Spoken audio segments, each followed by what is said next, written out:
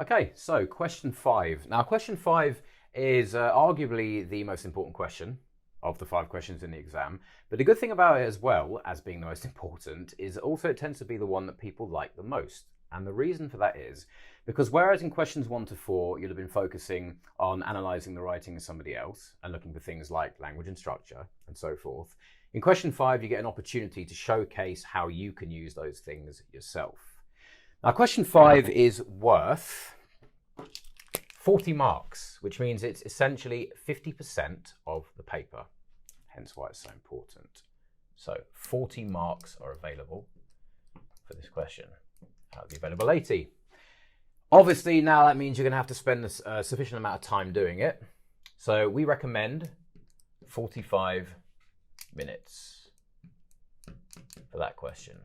Now, that doesn't necessarily mean that you should be writing for 45 minutes non-stop, because if you did that, you wouldn't be planning, and you also wouldn't give yourself a chance to proofread. So I would recommend probably 35 minutes of writing time, 5 minutes to plan at least, maybe a spider diagram, something like that, some bullet points so that you know the direction you're going in before you start, and then at least 5 minutes at the end to read back through.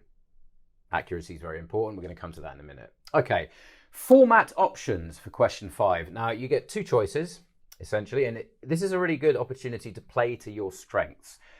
Throughout the course of the year, before you get to the exam, you'll have practiced both formats many times anyway. So it's a case now of picking whichever one you feel is going to enable you to showcase what you can do with language. So you have 2 options. You have a narrative option, which is essentially a story, or a descriptive option, which is something quite different to a story. But I'm going to go through that in another video in a bit more detail. Okay, so how is question 5 marked? Well, as I stated previously, 40 marks are available, but if you look at the mark scheme is broken down into 2 categories. Category number 1 is quality, and that's 24 of the available 40 marks. The second category is accuracy, which is the remaining 16. So whilst you could argue that the quality category is more important because more marks are allocated to it, accuracy is also very important. Okay, so what does quality mean? Well, quality is to do with how you use language, how you use structure, how you use language features, how you use vocabulary.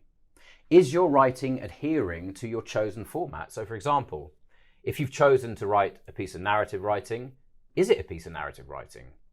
If you've chosen the descriptive option, is your writing appropriately descriptive? Are you adhering to what a descriptive piece of writing should look like? Or have you slipped by accident into narrative when you were aiming to do descriptive? So it's essentially making sure that you're answering the question correctly and that your quality of writing is high as you can make it.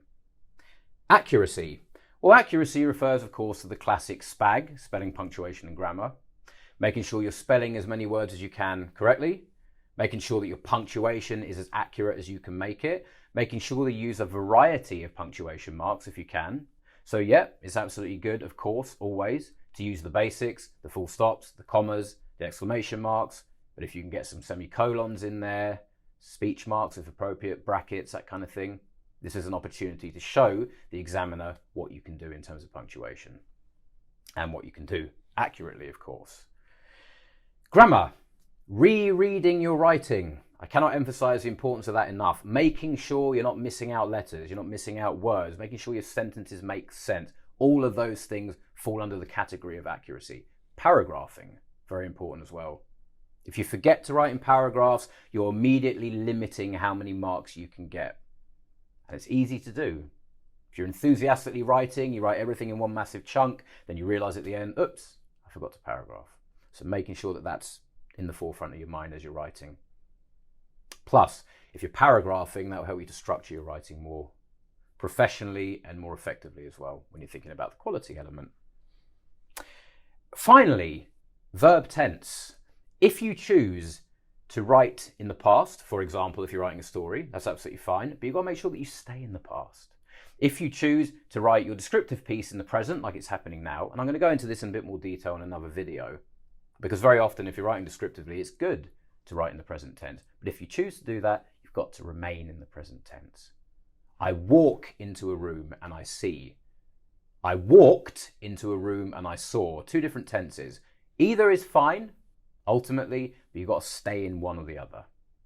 And being conscious of which one you've chosen and remaining accordingly. And that, in a nutshell, is question 5.